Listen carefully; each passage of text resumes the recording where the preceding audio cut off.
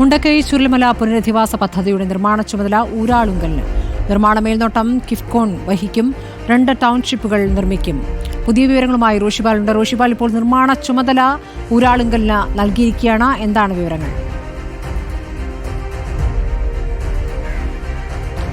സ്മൃതി, മുണ്ടക്കൈ ചൂരൽമല പുനരധിവാസത്തിന് ഇന്ന് മന്ത്രിസഭ വിശദമായി ചർച്ച ചെയ്താണ് ആ പദ്ധതി മാസ്റ്റർ പ്ലാനിന് അംഗീകാരം നൽകിയത്.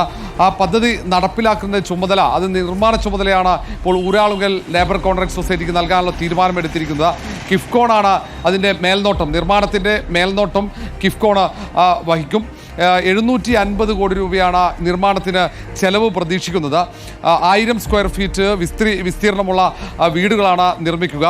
2 ടൗൺഷിപ്പുകൾ വയനാട് ഈ മുണ്ടക്കൈ ചൂരൽമല പുനരധിവാസവുമായി ബന്ധപ്പെട്ട് ഒരുക്കും.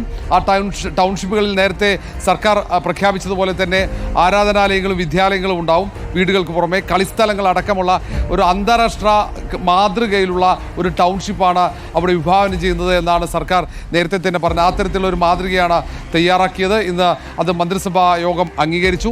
അതിന് തൊട്ടു പിന്നാലെ തന്നെ ഈ സഹായ വാഗ്ദാനം ചെയ്ത കുറേ പേരുമായി ചർച്ച നടത്തി 50-ൽ കൂടുതൽ വീടുകൾ നിർമ്മിച്ചു നൽകാമെന്ന് വാഗ്ദാനം ചെയ്തവരുമായി മാത്രമാണ് ഇന്ന് മുഖ്യമന്ത്രി കൂടിക്കാഴ്ച നടത്തിയത്. 3:30 മുഖ്യമന്ത്രി ഈ പദ്ധതിയുടെ മറ്റു വിശദാംശങ്ങൾ, പദ്ധതി എത്ര സമയം കൊണ്ട് പൂർത്തിയാകും എന്ന കാര്യങ്ങളടക്കം വിശദമായ കാര്യങ്ങൾ അറിയിക്കും എന്നാണ് മനസ്സിലാക്കുന്നത്. ഏതായാലും ആദ്യം ഭൂമി ഏറ്റെടുക്കൽ, അതിൻ്റെ പ്രാഥമിക നടപടിക്രമങ്ങൾ ആരംഭിച്ചു കഴിഞ്ഞു. എത്രയും പെട്ടെന്ന് ഭൂമി ഏറ്റെടുക്കൽ പൂർത്തിയാക്കുക, പിന്നാലെ തന്നെ നിർമ്മാണ പ്രവർത്തനം ആ രീതിയിലായിരിക്കും മുന്നോട്ട് പോവുക. ഇതിൻ്റെ പ്രാഥമികമായ വിവരങ്ങൾ മാത്രമാണ്. ഇന്നത്തെ യോഗത്തിൽ 30 തീരുമാനങ്ങൾ ഈ പുനരധിവാസവുമായി ബന്ധപ്പെട്ട് എടുത്തിട്ടുണ്ട്.